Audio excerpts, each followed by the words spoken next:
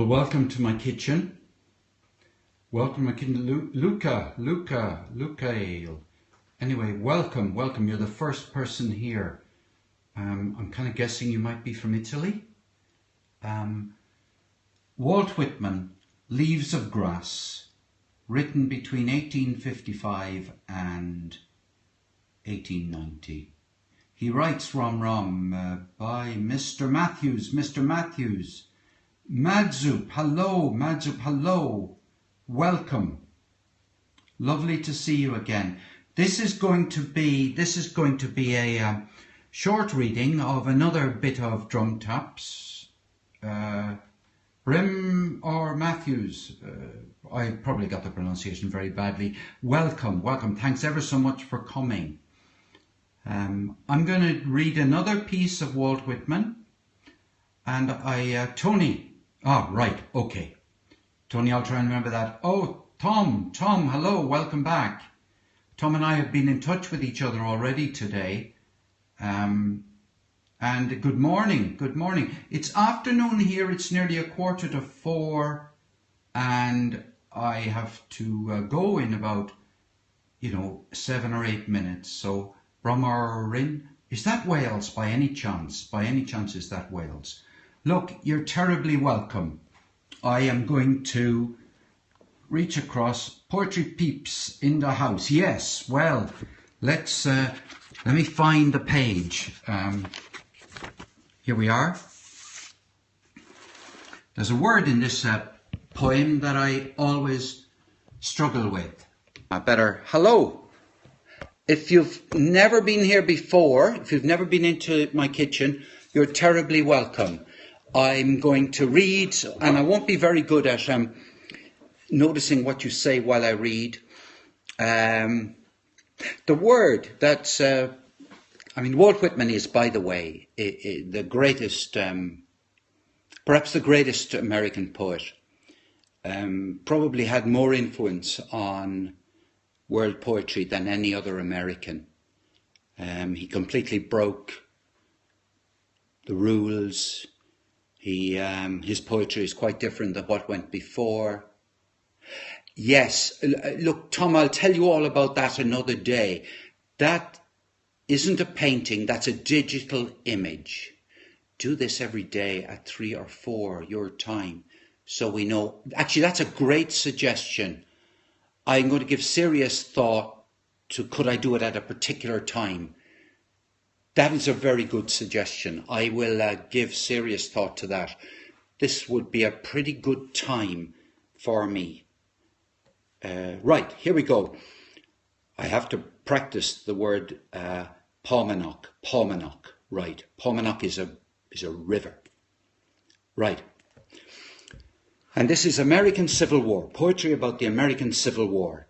And this is, I think, the 4th poem. Let's get this right. It's the 3rd poem. First, O Songs for a Prelude, 1861, Beat, Beat Drums. And here we have a Paumanok. From Paumanok starting, I fly like a bird. That's the name. From Paumanok starting, I fly like a bird, around and around to soar, to sing the idea of all. To the north, betaking myself to sing their Arctic songs. To Canada, till I absorb Canada in myself. To Michigan then. To Wisconsin, Iowa, Minnesota, to sing their songs. They are inimitable. Then to Ohio and Indiana to sing theirs. To Missouri and Kansas and Arkansas to sing theirs.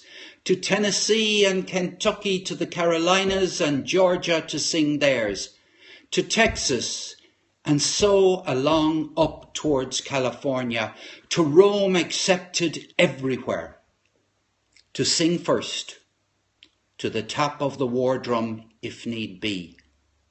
The idea of all, of the Western world, one and inseparable. And then the song of each member of these states. So there you have it. Now, Whitman's set out to do something that the only person I can compare him with is Wagner. He set out to kind of write the poetry of America. I mean, he wasn't a man who had no ambition. One of the things he did is when he published his first book of poetry, he reviewed it himself. He published it himself anonymously.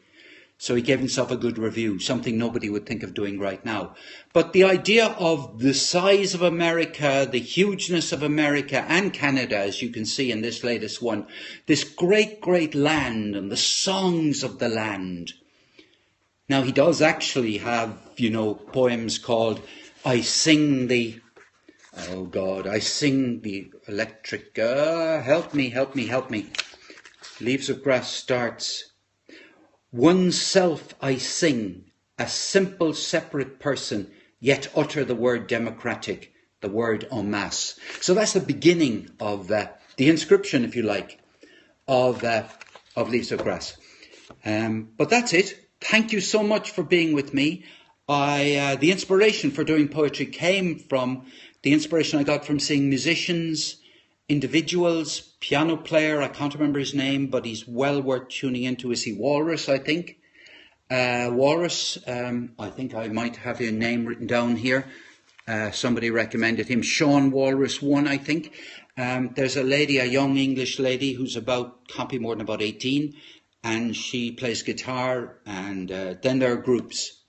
There's a group there were hundreds of people watching last night when a guy called Euromeister was broadcasting. Thank you very much. I have to go now, but I will be continuing to read, and this will be up on both the playback, but also Slán, cheerio. Yep, Slán agut.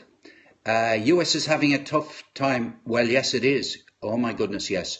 Well, to all who care about the Americas, US, and clearly Canada figured in Whitman's mind, but to all who care, because Whitman celebrates the diversity of America in a fantastic way.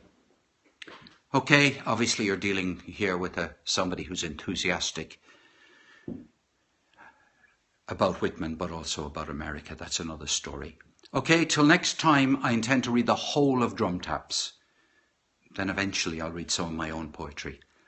Bye for now.